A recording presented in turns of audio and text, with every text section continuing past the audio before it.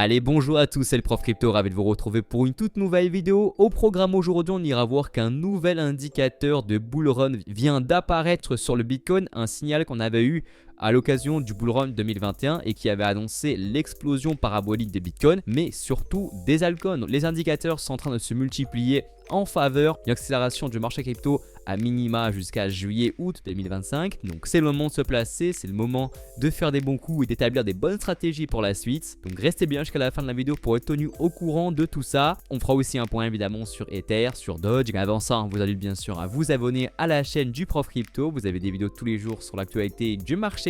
On va voir ensemble vos altcoins, nos acquis favoris, en vous expliquant toujours les biais que l'on peut avoir, qu'ils soient baissiers ou haussiers. Donc si vous voulez ne rien louper de votre cycle, pensez à vous abonner à la chaîne et à lâcher un gros like si le contenu vous plaît. Avant ça, on regarde les performances hebdomadaires, plus 6.4 pour le AAD qui est sur un niveau dur de travail. Et ensuite, c'est assez disparate, du moins 3 points pour le Pi, moins 5 points pour le Monero qui dégonfle un peu après la belle envolée. Pareil pour le Hype, mais aussi des très belles performances.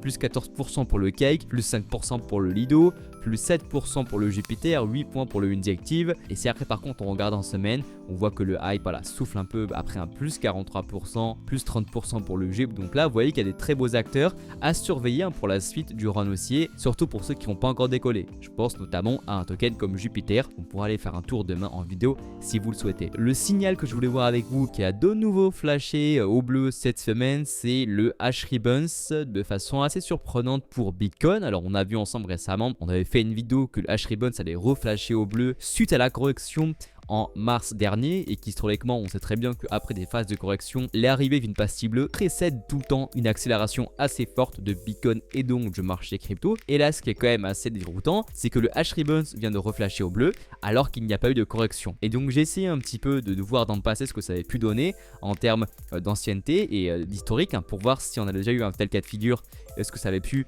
annoncer pour la suite. Et il faut remonter du coup à ici décembre 2020 pour voir un H-Ribbons reflasher au bleu dans une tendance haussière. Et ce qu'on peut voir, c'est que par la suite, c'est une grosse accélération haussière qui a suivi. Donc le H-Ribbons flash ici au bleu le 30 novembre 2020 et on fait par la suite sur Bitcoin un plus de 180%. Alors il n'est pas question de dire ici qu'on fera la même performance évidemment sur Bitcoin, on ne fera pas un x4. Par contre, ce que ça laisse supposer, c'est qu'il y a un engouement vraiment assez fort au niveau des mineurs qui les pousse à revenir massivement sur le marché et à donc faire réapparaître la pastille bleue du H-Ribbons qui, on l'a vu ensemble à l'époque, annonce souvent le retour d'engouement autour du mining. Donc on le voit, c'est plutôt un bon signe pour la suite des événements et j'ai essayé de regarder ensuite par le passé, c'était pas arrivé en tendance haussière. Donc ça arrive très rarement, mais quand ça arrive, en tout cas si on prend l'exemple de 2020, ça précède souvent des gros mouvements d'ampleur et après voilà, globalement sans même prendre laisser qu'on soit en tendance haussière, à chaque fois qu'il y a un H-Ribbon, ça annonce dans les prochaines semaines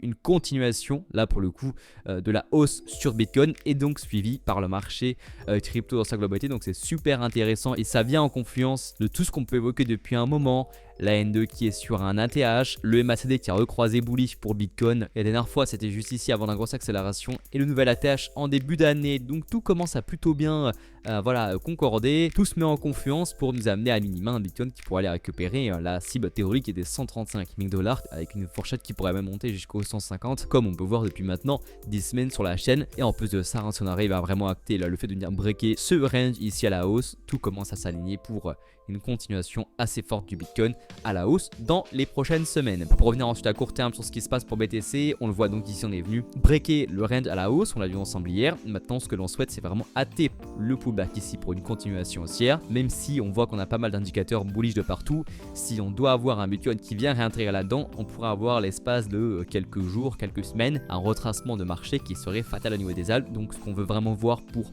continuer de prospérer sur le marché, c'est un Bitcoin qui acte un pullback pour une continuation haussière dans les prochaines semaines, bien aidé par ce qu'on a pu voir juste avant. Ethereum donc sur un niveau dur également, le niveau des 2008 qui pourrait grandement acter le début d'une altcoin season si on vient à le breaker à la hausse, puisque si on vient breaker ce niveau, on réintègre le range entre les 2008 et les 4000 $. Et si on se fie à ce qui a pu se produire pour BTC, ça voudrait dire qu'on va retester la borne haute, donc à minima les 4000 $ et un Ether qui va aux 4000 $. Autant vous dire que c'est des altcoins qui performent extrêmement bien, à commencer par son écosystème AAV, Ethena, Eigenlayer, Lido et compagnie. Donc on pourra faire un point si vous voulez demain en vidéo sur les altcoins à absolument avoir si on veut surfer sur le pump d'Ether. Mais pour revenir à ce dernier, ce niveau de travail est vraiment super important. Soit on vient à le break à la hausse et effectivement voilà, on peut avoir une grosse accélération aux 4000 $ et même pourquoi pas plus avec un short squeeze qui pourrait s'initier après les 4000 $ et pourquoi pas un ATH. Ou alors si on vient à buter dessus parce qu'on a un Bitcoin qui vient réintégrer le range, c'est un retour ici vers les 2002 où il sera de nouveau intéressant de racheter Ethereum après un pullback ici. Après, ce qui peut être aussi intéressant, c'est d'attendre ici un breakout, un pullback ici pour rentrer en long ou en spot sur Ethereum.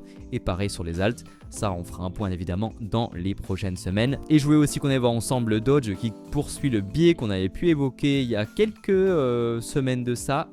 Dans la vidéo qu'on avait faite ici, on avait vu que le Doge était à l'intérieur de son bull flag et donc comme anticipé à l'époque, on est venu le breaker à la hausse ce bull flag et donc maintenant on s'attend à ce que le Doge puisse de nouveau exploser comme en octobre dernier puisqu'à ce moment-là c'est un peu la même pattern avec un bull flag différent. On a un bull flag, on vient le break à la hausse, forte accélération haussière avec en plus de ça un MACD qui avait recroisé bullish. C'est encore une fois ce qu'on a actuellement avec le bull flag qui est break à la hausse, croisement bullish au niveau du MACD, ce qui laisse entrevoir une forte accélération haussière du Doge et pourquoi pas y récupérer le point au 0,5. La TH pourquoi pas aussi dans un bull run qui serait euphorique avec un retour des particuliers et dans un monde vraiment incroyable, le fameux dollar symbolique. Voilà donc tout le monde pour la vidéo du jour. Retenez bien que le H-Ribbon ça a reflashé au bleu et que la dernière fois que ça s'était produit en tendance haussière, ça avait fait perdurer le bull run. Donc un final de plus assez positif pour la suite. Tenez bon, je pense qu'on va enfin pouvoir être récompensé de tous nos efforts sur ce marché. Avant de partir, pensez bien sûr à vous abonner à la chaîne du Prof Crypto et nous on se retrouve dès demain pour du nouveau contenu.